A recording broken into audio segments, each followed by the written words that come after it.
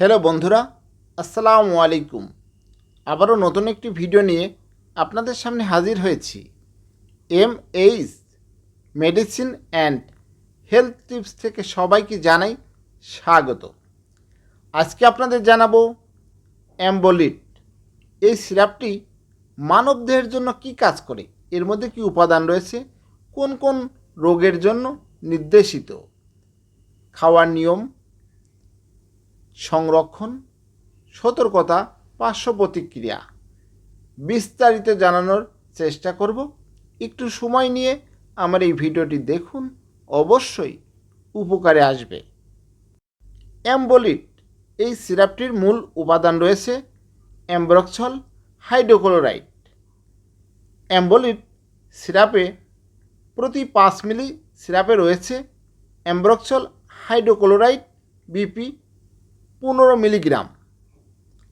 বাংলাদেশের স্বনামধন্য company Incepta pharmaceuticals লিমিটেডের একটি গুরুত্বপূর্ণ ওষুধ। 100 ml দাম 50 টাকা। এখন আপনাদের জানাবো অ্যাম্বোলিট সিরাপটি মানবদেহের জন্য কি কাজ করে, কোন কোন রোগের জন্য বিশেষ করে নির্দেশনা দিয়ে থাকে। শ্লেষ্মাযুক্ত শ্বাসতন্ত্রের অ্যাকিউট ও ক্রনিক প্রদাহ, যেমন অ্যাকিউট ও ক্রনিক ব্রঙ্কাইটিস, এই রোগের জন্য অ্যাম্বোলিট সিরাপটি বেশ কার্যকর। শ্লেষ্মাযুক্ত কাশি, ছোট ছোট বাচ্চাদের কাশি হয়ে থাকে, এই কাশি দূর করতে অ্যাম্বোলিট সিরাপটি বেশ কার্যকর। শ্লেষ্মাযুক্ত রাইনোফ্যারিঞ্জিয়াল ট্র্যাক্ট এর প্রদাহ, যেমন ল্যারিঞ্জাইটিস, ফ্যারিঞ্জাইটিস, সাইনোসাইটিস এবং রাইনাইটিস, এই রোগের জন্য অ্যাম্বোলিট সিরাপটি বেশ কার্যকর। শ্লেষ্মাযুক্ত অ্যাজমাটিক ব্রঙ্কাইটিস, ব্রঙ্কাল অ্যাজমা, এই রোগের জন্য বেশ কার্যকর। ক্রনিক নিউমোনিয়া, ছোট ছোট বাচ্চাদের অনেক সময় ক্রনিক নিউমোনিয়া হয়ে থাকে, তাদের জন্য অ্যাম্বোলিট সিরাপটি বেশ কার্যকর। সহজ করে বলতে গেলে শুষ্ক কাশি, বুকে কফ জমা, সর্দি, নিউমোনিয়া ইত্যাদি রোগের জন্য অ্যাম্বোলিট সিরাপটি বেশ কার্যকর, বিশেষ করে শিশুদের জন্য বেশ কার্যকর। সেবন বিধি ও মাত্রা, একটি বিষয় অবশ্যই মনে রাখবেন, যে কোনো ওষুধ খাওয়ার আগে অবশ্যই বিশেষজ্ঞ ডাক্তার দেখিয়ে ওষুধের মাত্রা নির্ধারণ করবেন। নিজে নিজে বা কারোর ভিডিও দেখে নির্ধারণ করবেন না, অবশ্যই বিশেষজ্ঞ চিকিৎসক দেখিয়ে তারপরে মাত্রা নির্ধারণ করবেন। তারপরেও একটি প্রাথমিক ধারণা দিচ্ছি। অ্যাম্বোলিট সিরাপের সেবন বিধি ও মাত্রা হচ্ছে 2 থেকে 5 বছর যাদের বয়স 2.5 মিলি, হাফ চা চামচ দিনে 2 থেকে 3 বার। 5 থেকে 10 বছর যাদের বয়স 5 মিলি, 1 চা চামচ দিনে 2 থেকে 3 বার। 10 বছরের অধিক বা বয়স্ক রোগীদের জন্য 10 মিলি, 2 চা চামচ দিনে 3 বার খেতে পারবেন। পার্শ্ব প্রতিক্রিয়া, যে কোনো ওষুধ খাওয়ার পরে কিছু পার্শ্ব প্রতিক্রিয়া থাকতে পারে।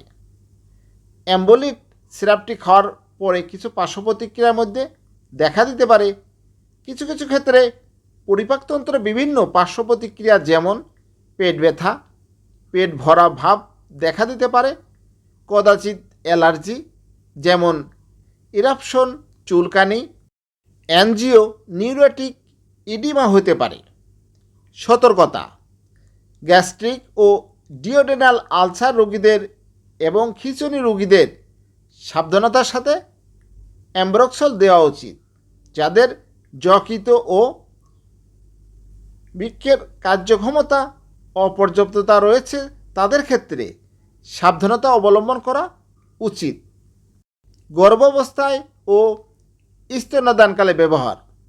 গর্ভাবস্থায় অ্যাম্ব্রক্সল ব্যবহারে গর্ভস্থ শিশুর কোনো রকম ক্ষতির তথ্য পাওয়া যায়নি। তবুও গর্ভকালীন সময়ে বিশেষ করে প্রথম 3 মাস অ্যাম্ব্রক্সল ব্যবহার করা উচিত নয়। স্তন্যদানকালে অ্যাম্ব্রক্সল ব্যবহার নিরাপদ কিনা তা এখনও প্রতিষ্ঠিত নয়। প্রতিনির্দেশনা: অ্যাম্ব্রক্সল বা ব্রোমহেক্সিন এর প্রতি অতি সংবেদনশীলতা থাকলে এটি প্রতিনির্দেশিত।